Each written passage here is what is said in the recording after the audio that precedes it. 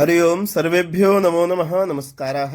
आप सभी का स्वागत है आपके इस YouTube चैनल कर्मकांड प्रयोग में। हम लोग इस चैनल के माध्यम से प्रारंभ से कर्मकांड का अध्ययन तो कर ही रहे हैं, साथ में हम लोग नित्य संध्या वंदन कैसे करें इसकी कक्षा हमारी प्रारंभ हुई है। इस विषय का हम लोग जो अध्ययन कर रहे हैं वह त्रिकाल संध्या प्रदीप नामक इस पुस्तक के द्वारा कर रहे हैं। आप चाहें तो इस पुस्तक को ऑनलाइन मंगा सकते हैं। स्क्रीन में नंबर दिए गए माध्यम से संपर्क करें, चाहे ऑनलाइन भी आप सर्च करेंगे तो आपको लिंक प्राप्त हो जाएगा। तो आइए प्रारंभ करते हैं। आज का विषय हम लोग त्रिकाल संध्या प्रदीप। त्रिकाल संध्या प्रदीप में आज का जो हमारा विषय है, आइए उसको देखते हैं। इससे पूर्व हमने संकल्प देखा था। संकल्प हम लोग यदि प्रातः संध्या करें तो कैसे करें, मध्याह्न में या सायंकाल में। तो आइए आज के विषय को देखते हैं। आचमन, पापनाशक आचमन, इसका नाम है पापनाशक आचमन। यह संकल्प के बाद करेंगे। आइए पहले विनियोग करना है, फिर मंत्र का पाठ करना है। तो विनियोग के समय हाथ में जल लेना है और ये आगे देखिए विनियोग लिखा है, इसको बोलना है। ऋतंचेते त्रिचस्य माधुच्छन्दशो अघमर्षण ऋषिः अनुष्टुप छन्दः भाववृत्तं दैवतम् अपामुपस्पर्शने विनियोगः। बोलते हुए जल को क्या करना है, किसी जो आपके सामने पात्र होगा उसमें गिराना है। यहाँ पे पापनाशक आचमन के सामने देखिए टिप्पणी लिखी हुई है, 3 लिखा हुआ है। तो नीचे देखिए टिप्पणी में लिखा है, इस मंत्र के माध्यम से सृष्टा की सृष्टि प्रक्रिया का स्मरण करते हुए आचमन करना चाहिए। इस आचमन को करने से पूर्ण रूप से आंतरिक पापों का नाश हो जाता है। तो ये जो पापनाशक आचमन है, इस आचमन को करने से क्या होता है, आपके जितने भी आंतरिक पाप है वो सभी नष्ट हो जाते हैं। और कैसे मन में भाव क्या होना चाहिए, तो कह रहे हैं कि सृष्टा की सृष्टि प्रक्रिया, माने सृष्टा जो जिसने सृष्टि की रचना की वह सृष्टा है। सृष्टा ने किस तरह से सृष्टि की रचना की, इस प्रक्रिया का मन में स्मरण करते हुए आचमन करना चाहिए। आइए आगे मंत्र दिया हुआ है, इस मंत्र का श्रवण करिए, इसका वाचन करिए, फिर इसके अर्थ को देखेंगे। तो क्या है, ओम ऋतंच सत्यंच विद्धात् तपशोऽध्यजायत ततो रात्रयजायत ततः समुद्रो अर्णवः समुद्रादर्णवादधे संवत्सरो अजायत अहोरात्राणि विदधद विश्वस्य मिषतो वसि सूर्याचन्द्रमसौ धाता यथा पूर्वमकल्पयत् दिवंच पृथिवीं चान्तरिक्षमथो स्वः। इस मंत्र का नीचे देखिए टिप्पणी 1 लिखी हुई है, यहाँ पे इसका अर्थ लिखा है। तो जब मंत्र का अर्थ आपके दिमाग में रहेगा और उसका आप जब पाठ करेंगे तो आपके अंदर भाव उत्पन्न होगा। तो वही हमने विनियोग में देखा ना कि आचमन को कैसे करना है। तो सृष्टा ने किस तरह से सृष्टि का निर्माण किया, यह मन में भाव रखते हुए। आइए किस तरह से क्या उसको बता रहे हैं। तो महाप्रलय के बाद, जब महाप्रलय हुआ उसके बाद इस महाकल्प के आरंभ में, जब महाप्रलय होगा तो नया कल्प प्रारंभ होगा। तो उस महाकल्प के आरंभ में सब ओर से प्रकाशमान तपरूप परमात्मा से ऋत और सत्य उत्पन्न हुए। उसी से ब्रह्मा जी भी प्रकट हुए तथा उसी से जलमय समुद्र बना। जलमय समुद्र की उत्पत्ति के बाद दिनों और रात्रियों को धारण करने वाला काल स्वरूप संवत्सर प्रकट हुआ, जो कि पलक मारने वाले जंगम प्राणियों और स्थावरों से युक्त सारी सृष्टि को अपने वश में रखे हुए है। इसके पश्चात सबको धारण करने वाले ब्रह्मा ने सूर्य, चंद्र, द्युलोक, पृथ्वी, अंतरिक्ष आदि लोकों की भी पूर्व कल्प के अनुसार सृष्टि की। तो ये भाव जैसे ऋतंच सत्यंच विद्धा तपसोऽध्यजायत, फिर ततो रात्रयजायत ततः समुद्रो अर्णवः समुद्रादर्णवादधे संवत्सरो अजायत अहोरात्राणि विदधत् विश्वस्य मिषतो वशे सूर्याचन्द्रमसौ धाता यथा पूर्वमकल्पयत् दिवंच पृथिवीं चान्तरिक्षमथो स्वः।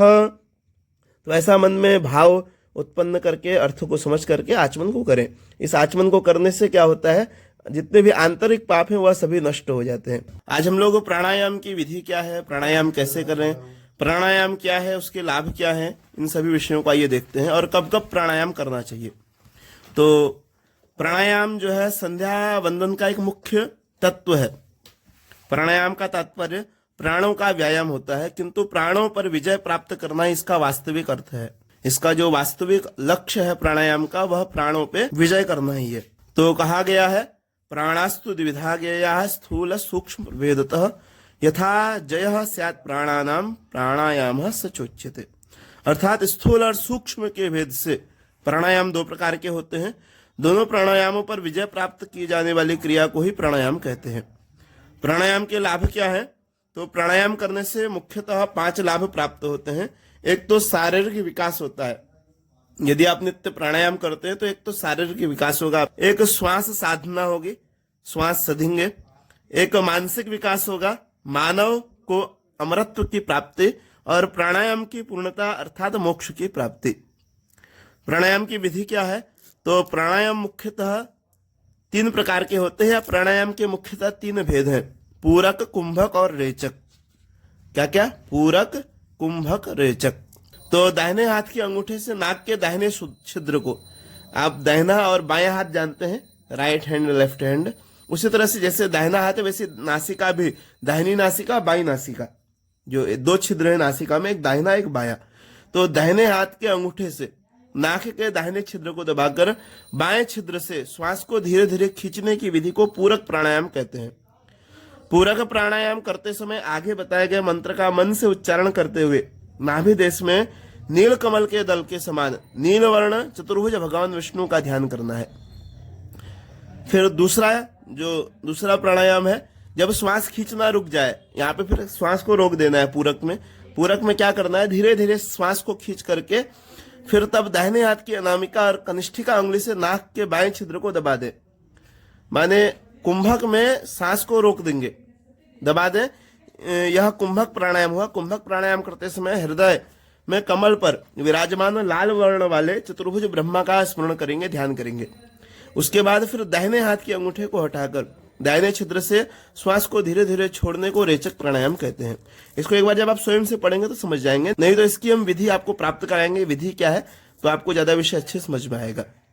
प्राणायाम के संबंध में हमारे शास्त्रों में कहा गया है, द्वौ द्वौ प्रातस्तु मध्याह्ने तिस्त्रे संध्या सुरार्चने भोजनादौ भोजनांते प्राणायामस्तु षोडश। माने पूरे दिन भर में 16 बार प्राणायाम करना चाहिए। एक तो प्रातः और मध्याह्न काल में, जब प्रातः मध्याह्न काल हो तो 2-2 बार प्राणायाम करें। संध्योपासन और देवार्चन के समय जब संध्या वंदन करें या देव पूजन करें तो 3-3 बार प्राणायाम करें। भोजन के पूर्व और भोजन के बाद 3 बार प्राणायाम करें। इस प्रकार दिन भर में कुल 16 हुए। कैसे हुए? तो प्रातः मध्याह्न 2-2 बार, 4 हो गया। प्रातः में 2, मध्याह्न में 2, 4 बार। संध्योपासन और देवार्चन के समय 3-3 6, 6-4 10।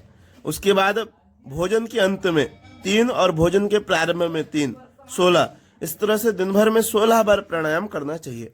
आइए प्राणायाम का विनियोग क्या है, प्राणायाम का मंत्र क्या है, इसको देखते हैं। विनियोग पहले देखेंगे।